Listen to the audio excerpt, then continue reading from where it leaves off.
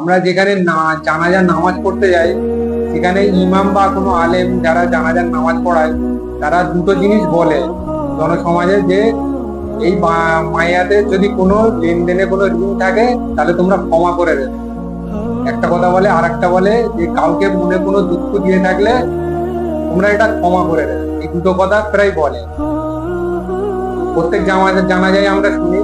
কিন্তু এই দুটো কথার পিছনে খুব সুন্দর দুটো হাদিস আছে, খুব সুন্দরও খুব ভয়ঙ্কর।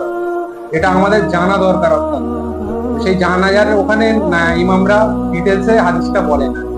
এই দুটো রিজনের দুটো হাদিসটা আমি ইনশাল্লাহ আজকে পড়ব। প্রথম যে হাদিসটা আছে যে ঋণ থাকলে ক্ষমা করে দেন, বা এই ছেলেদের কাছে ঋণটা নিয়ে নেবেন, মিটিয়ে নেবেন, এরকম একটা প্রস্তাব দেয়। এই কন্টেক্সটের হাদিসটা আছে খুব সুন্দর ও ভয়ঙ্কর, যে মুমিন ব্যক্তিদের রূহ ঝুলন্ত অবস্থায় থাকে যতক্ষণ না তার ঋণ পরিশোধ করা হয়। মানে ঋণ এতটা একটা ভয়ঙ্কর জিনিস, একটা মুমিন ব্যক্তির রূহ ঝুলন্ত অবস্থায় থাকে। আমরা কি জানি, মুমিন ব্যক্তির রূহ ডাইরেক্ট ইল্লিনে চলে যায়, ভালো আমলগুলো ডাইরেক্ট ইল্লিনে গিয়ে সেভ হয়ে যায়। কিন্তু যাদের ঋণ থাকে তাদের রূহ কিন্তু ঝুলন্ত অবস্থায় থেকে যায়, যতক্ষণ না ঋণটা পরিশোধ হবে তাদের সে কোনো ফাইসালা চালু হবে না। এটা গেল একটা হাদিস।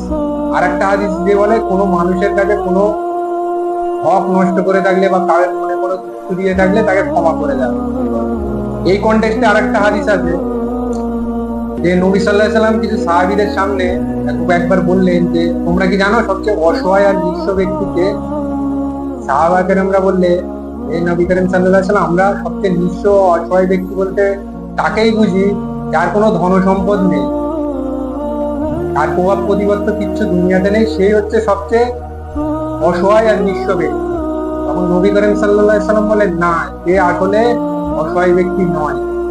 অসহায় ব্যক্তি হচ্ছে সে যে কিয়ামতের ময়দানে পাহাড় সমান সমতুল্য নামাজ নিয়ে আসবে, রোজা, হজ, যাকাত, অন্যান্য আমল পাহাড় পরিমাণ নিয়ে আসবে, কিন্তু তার সামনে কিছু এমন শ্রেণীর মানুষ আসবে যাদেরকে সে অন্যায়ভাবে মাল আত্মসাৎ করেছে, তাদের হক নষ্ট করেছে, কাউকে হত্যা করেছে, কাউকে নিহত করেছে, তারা এসে তার কাছে হক আদায়ের প্রস্তাব দেবে, হক চাই।